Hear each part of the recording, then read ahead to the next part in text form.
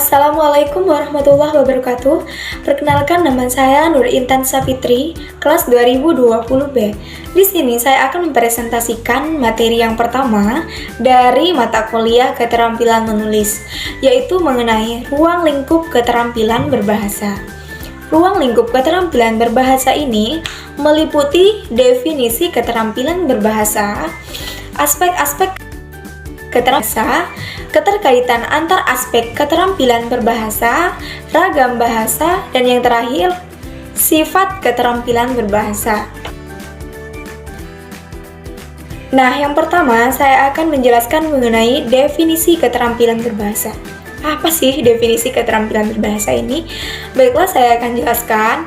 Definisi keterampilan berbahasa adalah kemampuan menggunakan bahasa dengan meliputi mendengar, menyimak, berbicara, membaca, dan menulis. Keterampilan berbahasa dibagi menjadi dua, yaitu lisan dan tulis. Lisan meliputi menyimak dan berbicara, sedangkan tulis meliputi membaca dan menulis. Jadi, keterampilan berbahasa merupakan sesuatu yang penting untuk dikuasai setiap orang. Selanjutnya, aspek-aspek keterampilan berbahasa. Keterampilan berbahasa atau disebut dengan language skill mencakup 4 keterampilan, yaitu yang pertama keterampilan menyimak atau bisa disebut dengan listening skills. Yang kedua, keterampilan berbicara yang disebut dengan speaking skills. Yang ketiga, keterampilan membaca yaitu reading skills, dan yang terakhir keterampilan menulis yang bisa juga disebut dengan writing skills.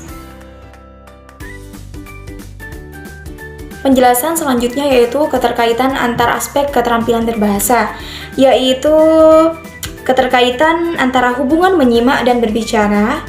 Yang kedua, keterkaitan hubungan menyimak dan membaca. Yang ketiga, hubungan menyimak dan menulis. Yang keempat, hubungan membaca dan menulis. Dan yang terakhir, hubungan menulis dan berbicara.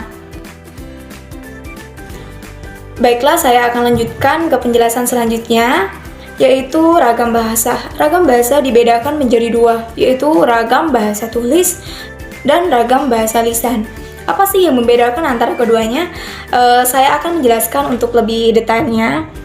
Ragam bahasa lisan merupakan bahasa yang dihasilkan oleh alat ucap dengan fonem sebagai unsur dasarnya. Ciri-ciri dari ragam bahasa lisan adalah memerlukan orang kedua atau teman untuk berbicara. Tergantung situasi, ruang, dan waktu. Tidak harus memperhatikan unsur gramatikal, namun memerlukan intonasi serta bahasa tubuh.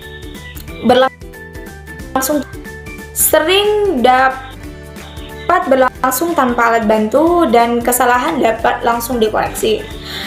Sedangkan ragam bahasa tulis adalah bahasa yang dihasilkan dengan menggunakan rangkaian huruf sebagai unsurnya.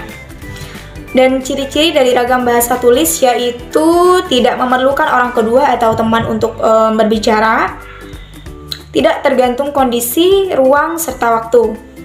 Kemudian harus memperhatikan unsur gramatikal, berlangsung lambat, dan kesalahannya tidak langsung dapat dikoreksi seperti bahasa lisan. Hanya terbantu dengan tanda baca itu.